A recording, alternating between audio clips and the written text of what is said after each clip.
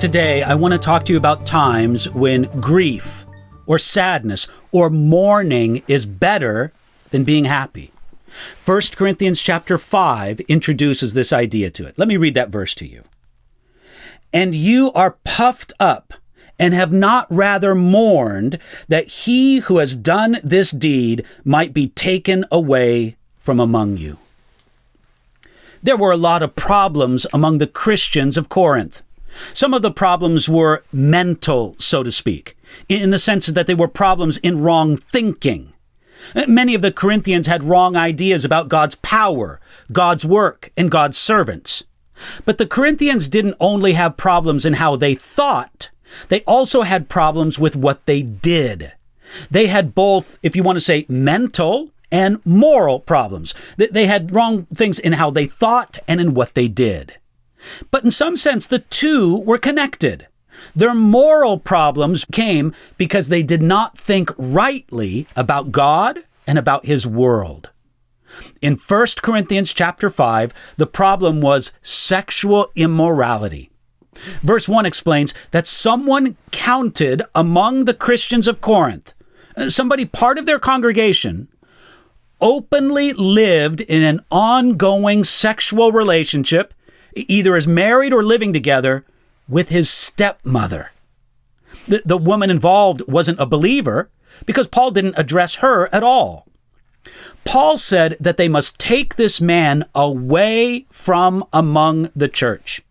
And this was part of God's answer to the problem, to take this notoriously unrepentant man away from the protection of the fellowship of God's people. Yet, the Corinthian Christians didn't do this. Why not? How could this kind of thing be allowed? They allowed it because they were influenced by their surrounding culture. Remember that Corinth was a city notorious for sexual immorality, and the pagan religions did not value sexual purity. It wasn't hard for a Corinthian to think that you could be religious, yet act any way you pleased when it came to sex.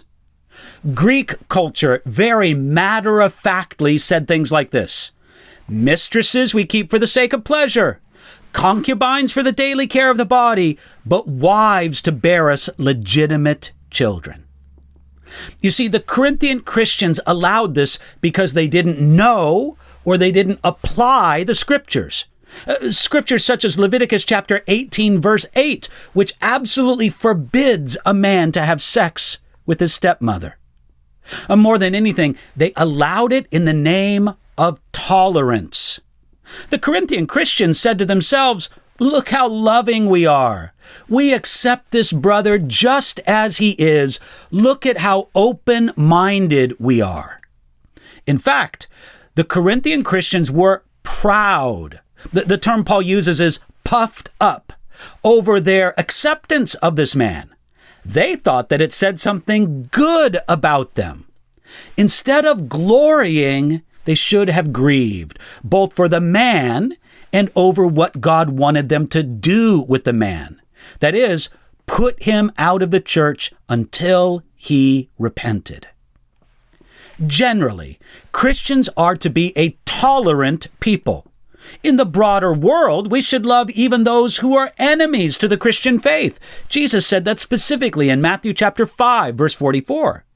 Yet, leaders among God's people have the responsibility of dealing with believers who are in open sin, refusing to recognize it as sin or refusing to repent. In those situations, it's a grave error to pretend that everything is okay or that the church should be praised for its so-called tolerance. May God give leaders in the church the wisdom and strength to deal rightly with open sin among God's people.